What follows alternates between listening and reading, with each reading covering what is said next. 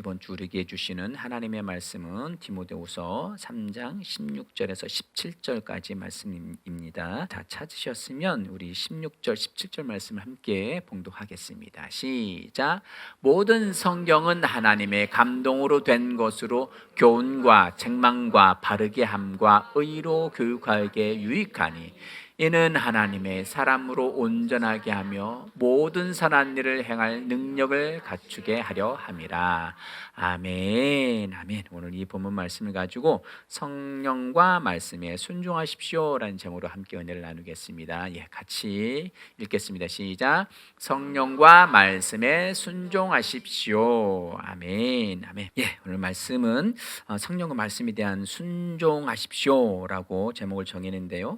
오늘 말씀에 보니까 모든 성경은 여기 모든 성경은 신구약 66권이죠. 근데 이 당시에는 구약 성경만 있었죠. 여하튼 간에 하나님에 의해서 기록된 모든 성경은 뭐로 되어 있다고요? 하나님의 감동으로 된 것으로라고 되어 있습니다. 하나님의 감동. 이 하나님의 감동은 도대체 무슨 말일까요? 도대체 하나님의 감동 받았어요. 우리는 이렇게 고객에 감동을 드립니다. 이런 이야기를 하죠. 감동이란 말은 여기서 데오푸뉴토스라는 단어인데, 데오는 신, 하나님 이런 뜻이거든요. 푸뉴스는 푸뉴토스, 이건 영적인 것을 이야기하고요. 그러니까 이 얘기는 하나님의 입김이 쇠인, 우리 추우면 이렇게 하죠. 지금 손이 시려워요. 뉴스에 보면 누구의 입김이 작용했다. 그럼 그 사람이 와서 이렇게 했다는 얘기일까요? 뭔가를 할 수 있도록 말을 한 거죠. 뭔가를 준 거예요. 이 감동이라는 단어보다도 우리 킹제임스 영어 성경에서는 이것을 영감이라는 단어로 이렇게 바꿔놨어요. 바꿨다기보다 그렇게 번역을 했습니다. 하나님의 영감으로 된 것으로. 감동이나 영감이나 반복되는 글자가 있죠. 감자예요, 감자. 대본감 좀 이렇게 잘 읽어가고 있나요? 그 감이 아닙니다. 이 감은 느낄 감이에요. 느끼는. 그러니까 그냥 감동하면 움직인 거잖아요. 느끼고 움직였다라고 되어 있는데, 영감하면 영적인 느낌인 거예요. 영적인 느낌. 이것을 이게 다르게 이제 번역을 한다면 하나님의 영감으로 주어진, 하나님의 입김이 쇠인. 그러니까 모든 하나님의 이 기록된 성경 말씀은, 하나님의 말씀은 하나님의 영인 성령으로 말미암아 느낌적으로, 하나님 거기서 여기 디모데후서 이렇게 베드로가 썼으니까 베드로야 받아 적어, 속기사처럼 받아 적어 하고서 이렇게 되어진 게 아니라 내가 영적인 감각 안에서 하나님의 권면함. 때로는 고린도 전후서 같은 경우 교회가 엉망진창이죠. 자기 이제 떠난 다음에 교회를 감독자들을 세웠는데 이상하게 돌아간 거야. 오만 사건 사고들이 많은 거야. 거기에 대해서 책망하고, 내가 너희 가면 내가 그냥 둘 줄 알아? 때로는 겁박도 하고, 때로는 어떤 말씀에서는 이거는 하나님의 말씀보다도 이건 개인적인 권면이야. 가능하면 거론하지 않아도 좋을 것 같아. 왜 주님 오실 때 가까웠으니까. 이건 하나님의 말씀하신 건 아니다. 이것은 그냥 내 개인적인 소견이야. 왜? 바울은 지금 얼마 안 있으면 주님이 오실 거라고 그렇게 알고 느꼈으니까. 그러니까 여기 안에는 하나님이 옆에서 불러주시고 그대로 받아 적었다기보다도 어떠한 영적인 느낌 안에서 편지를 쓴 거예요. 그 편지가 하나님의 말씀이라고 채택되어진 거예요. 자, 이것을 다르게 말씀을 드린다면, 모든 하나님의 성경은 하나님의 감동, 영적인 느낌에 의해서 기록된 것이니, 교훈은 가르침, 교리, 이렇게 우리가 이제 우리 집안의 가훈, 뭐 학교의 뭐 교훈 뭐 이런 게 있잖아요. 그런 가르침 핵심 내용들이 여기 들어가 있다는 거예요. 하나님이 우리에게 주시고자 하는 영적인 원리, 영적인 의미, 그 모든 것들이 여기에 다 들어가 말씀이 들어가 있어. 교훈과 그리고 뭐라고요? 책망이라고 되어 있습니다. 책망이라는 단어는 꾸짖다라는 의미예요. 꾸짖다. 꾸짖는 내용도 들어가 있어요. 하나님은 사랑이시니까 이렇게 그러니까 우리가 구약식 율법적인 꾸짖음은 뭐예요? 내 말에 순종 안 해서 막 징계, 저주, 재앙, 막 우박 내리고 천둥 치고 막 말벌 보내고 막 여기 나병 걸리고 막 누구 하나 죽어 나가고 막 이렇게 땅이 갈라져서 막 확 들어가고 막 이런 이런 징계적인 우리는 꾸짖음, 책망을 생각해요. 그러나 하나님의 말씀 안에는 자녀로서의 책망이에요. 아버지가 자녀에게 훈계하고 꾸짖듯이 뭔가 잘못했을 때는 그런 꾸짖음이지 징계와 저주의 꾸짖음이 아닙니다. 그런 착각과 오해는 하지 마세요. 그래서 하나님이 나를 저주하실까 봐, 그리고 하나님 내가 지난번 이런 잘못을 했으니까 나를 징계하신 거야 라고 자동적 사고로 율법 아래 들어가서 종로로 타시면 안 돼요. 우린 자녀로서 아버지의 뜻은 이건데 내가 빗나갔구나, 내가 잘못했구나. 아버지, 제가 회개합니다. 회개는 율법적 회개가 아닙니다. 자녀로서의 돌이킴이에요. 율법 아래에 있는 사람들은 종이에요. 노예예요. 노예가 주인한테 자녀로서 순종할 수 없어요. 자녀만 부모에게 자녀로서의 순종을 할 수 있는 거죠. 그러니까 노예로서의 순종과 자녀로서의 순종을 착각하시거나 오해하시면 안 돼요. 이건 기계적일 수도 있고 자녀도 기계적일 수 있지만, 그렇지만 우리는 자녀로서 그러니까 혈육 관계로서 그 생명의 관계로서의 따름, 순종, 이것을 생각하시면 됩니다. 그러니까 하나님이 내가 뭔가 잘못된 길로 갔을 때는 나를 꾸짖으셔요. 뭔가 책망하세요. 어떤 영적 느낌도 있어요. 뭔가 찜찜해, 뭔가를 했는데 이건 아닌 것 같아 하면서도 계속 그 길로 갈 수도 있어요. 그러면은 하나님이 그 다음 단계는 뭐예요? 이제 몽둥이 하나 들고 저희 예전 시골 동네에 1년 선배가 2년 선배가 있었는데 그 아버님은 무지막지 하셨어요. 종아리 걷어! 회초리가 아니라 그 유명한 작대기, 지게 받친 작대기 있죠. 지게 작대기는 얇지 않아요. 보통 이래요. 그게 보통 1m 81, 그런 거로 패셨어요. 이런 부모님, 하나님 그렇게 하지 않으세요.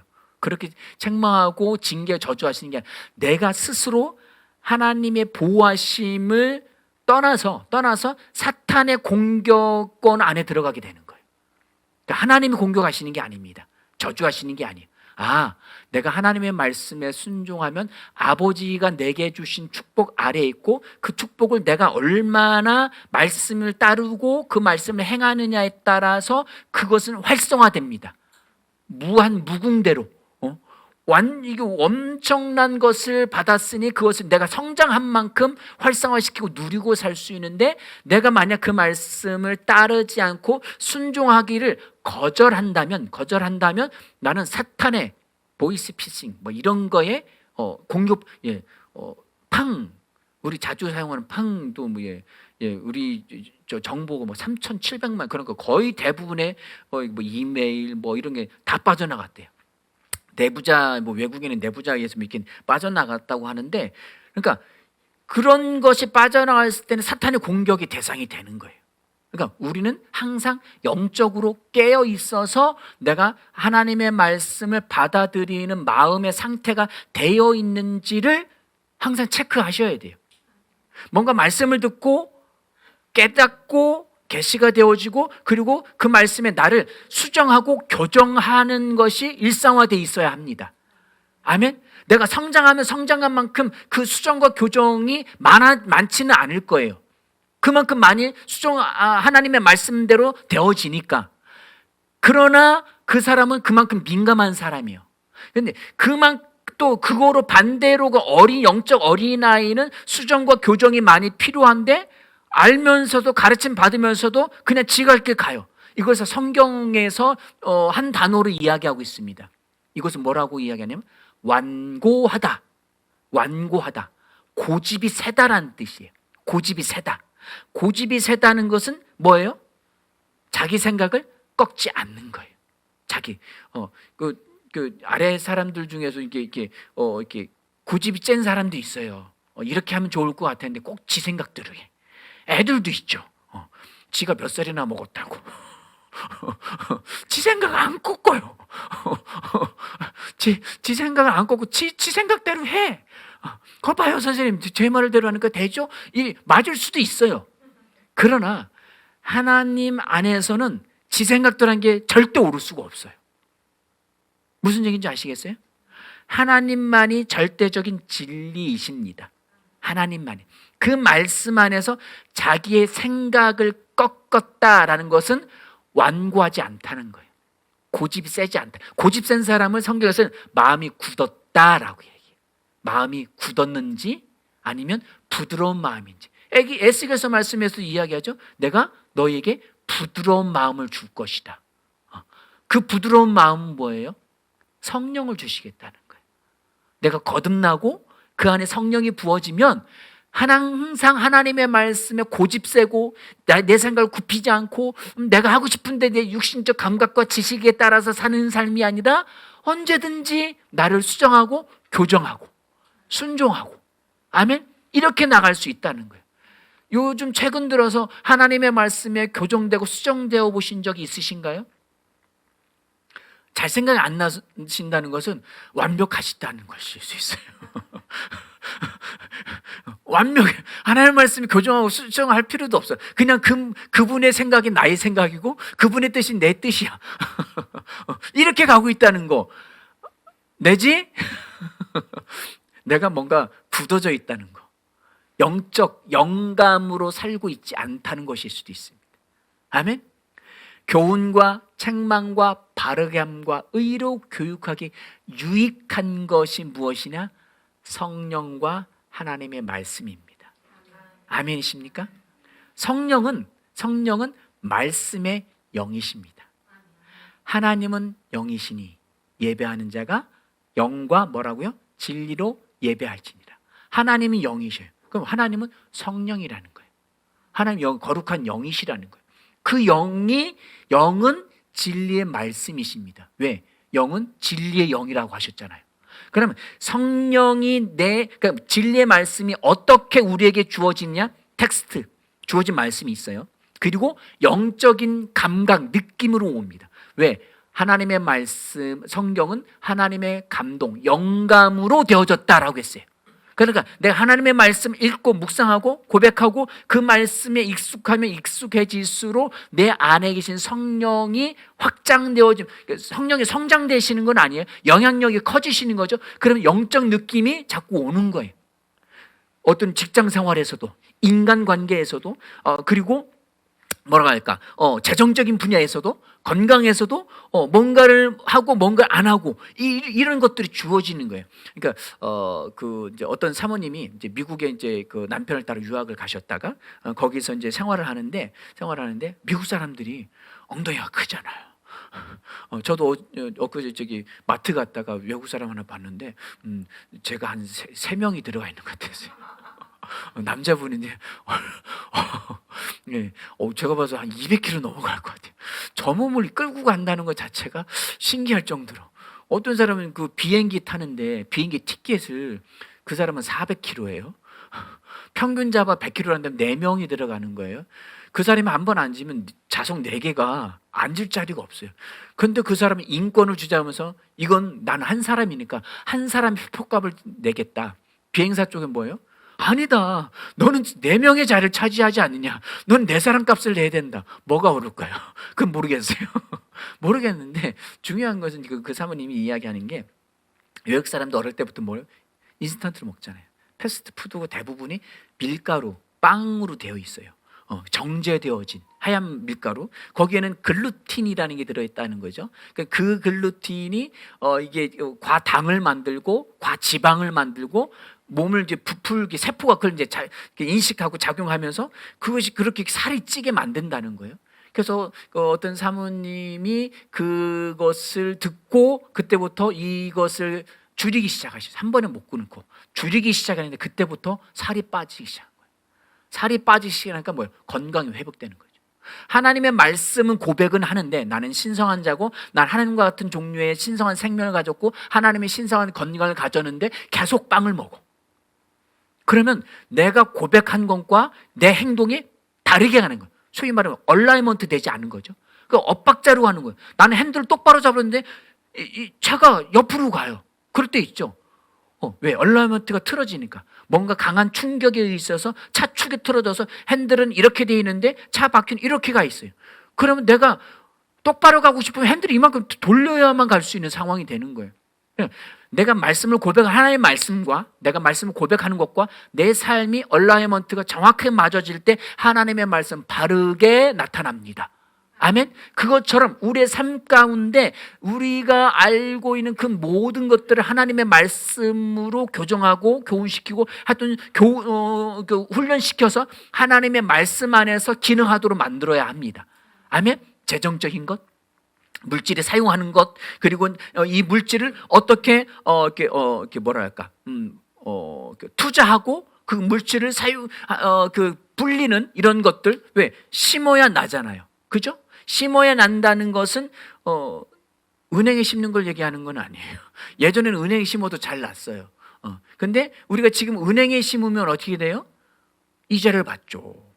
이자 받죠. 뭐 제2금융권은 뭐 3점 몇 %까지 나와요. 그리고 1금융권은 그거보다 좀 못하죠. 그 이자를 받는데 물가 상승률은요. 작년 말에 2.3%였어요. 제1금융권에서 우리가 한 2점 몇 %대를 받았어요. 이자를 받았어요. 만약에 뭐 1억을 넣었는데 뭐 2점 몇 % 해가지고 뭐 이렇게 뭐 200 얼마를 받았어요. 물가 상승률은 2점 몇 %예요. 그러면 안 받은 거랑 똑같은 상황이에요. 거기에 뭐를 또 떼가요? 세금을 또 떼가셔요. 그럼 결국은 뭐예요? 마이너스예요. 근데 우리는 은행에서 이자 받고서 현찰로 받으면 좋아해요. 와, 내가 열심히 일해서 은행에 넣어놓고 이만큼 받아서 와, 내가 받았어 라고 좋아하는데, 현찰을 받았는데 이 현금의 가치가 확 떨어지는 거예요. 값어치가 지금 1달러에 뭐예요? 지금 1,500원 선이에요. 가까이 됐어요. 대부분이 1,600원 이상 내년도 올라갈 거라고 이야기를 하고 있어요. 그만큼 우리나라의 원화가 쓸모가 없다? 가치가 떨어져요. 가치가 떨어지는 거예요. 가치가 떨어지니까 모든 건 다 오르는데 환율도 오르는데 월급은 안 오르고 거기에 내가 벌어온 돈은 가치가 없어졌어요. 내가 전에는 3장만 줘도 살 수 있는 거를 지금은 한 10장 갖다 줘야 살 수 있어요. 우리는 똑같은 돈을 보고 있는데 왜 이렇게 되죠? 물가가 오르는 것 같지만 내가 가지고 있는 돈의 가치가 떨어진 거예요. 떨어진 거예요. 그러니까 이런 부분에 있어서 하나님의 영적인 그런 것들을 감동을 받고 우리는 그것을 어디에 심을지를 명확하게 하셔야 됩니다. 아멘. 넌 아무리 해도 어디에 심을지 모르겠는데요. 예. 잠언 말씀인가요? 세상에 뭐를 알라고요? 세상에 돌아가는 걸 알라는 거예요. 상업을 하는 사람은 세상에 돌아가는 이치를 알아야 된다는 거예요. 그럼 세상에 대한 정보를 어떻게 해야 돼요? 알고 있어야 돼요. 어떻게 돌아가고 있는지. 그런 정보들을 입수하고 그리고 정책이 돌아가는 것도 어느 정도는 알아야 돼요. 알아야 되는데 거기에 휘말려서 당이 어떠냐, 지금 정치가 어떠냐, 이런 판단이 아니라 그것에 대해서 나는 말씀으로 고백하고 그것에 대해서 내 경제적인 여건에 어떤 영향력이 끼치는지를 보고 그리고 그것을 어디에 심을지 어디에 투자할지를 정확하게 아셔야 됩니다. 아멘. 그것을 알고 가셔야 돼요. 금도 예전에 비하면 한 200여 배가 가까이 올랐어요. 엄청나게 오른 거예요. 금은 똑같은 1kg인데 왜 그렇게 되냐? 금에 대한 희소성과 그리고 경기의 어떤 불안감 이런 것이 이거에 대한 가치를 계속 띄우고 있는 거죠. 그럼 이 부분들을 어떻게 할지 이제 우리가 눈에 보이는 현찰들만 좋아하시는데 뭐 이제 조금 다른 얘기한다면 제가 전에 이제 스테이블 코인을 얘기했잖아요. 이제는 현금이 없어지고 다 그런 코인 보이지 않는 코인으로 돌아가게 될 거예요. 이것을 어떤 학자는 이런 비유를 하더라고요. 예전에 1700년대에 금화가 막 유럽에 쓰이고 있었는데 이 금화가 이제 이게 금덩어리인데 금 세공업자한테 갖다 줘서 그 세공업자가 거기에 뭐 왕의 문장을 새기고 모양을 새기고 거기다 뭔가를 찍어서 금화로 만드는 거예요. 금 세공업자에 갖다 줘서 그렇게 금화로 바뀌는 건데 이게 무겁잖아요. 쓰기 어렵잖아요. 그러니까 그리고 이 금화를 내가 너한테 이만큼 맡겼다는 것을 이게 좀 불안한 거예요. 이 사람이 떼먹거나 아니면 뭔가 좀 착복하거나 이러면 안 되잖아요. 거기 지켜설 수는 없고 그러니까 이 세공업자가 그 사람한테 종이를 써준 거예요. 종이에다 내가 너한테 얼마를 받았고 언제 날짜까지 내가 너한테 이 금화를 뭐 이렇게 금덩어리를 금화로 만들어줄게. 아니면 네 금을 나한테 맡겼던 보관증을 써준 이걸 스미스 노트라고 해요. 스미스라는 사람이 그 세공업자가 그걸 써준 거예요. 그 사람이 어떤 길을 가다가 보니까 저 집이 마음에 들어. 매물이 나왔어. 근데 금덩이를 또 가져와야 되잖아. 금화를. 너무 힘들어. 복잡해. 그러니까 여보시오. 당신 이거 건물 내놨는데 내가 이 집을 살 수 있겠어? 그래요. 좋아요. 그럼 돈을 주십시오. 내가 이 스미스 노트를 갖고 있는데 이거로 대신해도 되겠습니까? 그럼 이 사람 이거 믿을만 하죠. 오케이. 좋아요. 또 가다가 양목장을 만났는데 너무 좋은 거야. 양 300마리를 사고 싶어. 그럼 그거에 대해서 이 스미스 증서를 내주는 거예요. 이것이 우리가 가지고 있는 현찰의 시작입니다. 엄청난 개혁이 일어났죠. 근데 지금 스테이블 코인, 은행이 아니라 정부나 아니면 민간업자에서 가상화폐로 이렇게 해서 달러 1달러의 가치를 가지는 코인 하나를 발행하는 것이 이거와 비교된다는 거예요. 엄청난 변화가 일어날 거예요.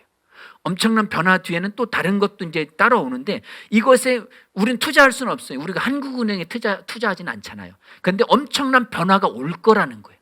그럼 이거의 이 시세를 알고 세상의 흐름을 알고 그럼 나는 어떻게 할 것인지 이 시세의 흐름에 따라서 그것을 잘 투자하고 그 금액을 가지고 우리 생계를 유지할 뿐만 아니라 복음 전하는 데 써야죠. 선교하는 데 써야죠. 아멘.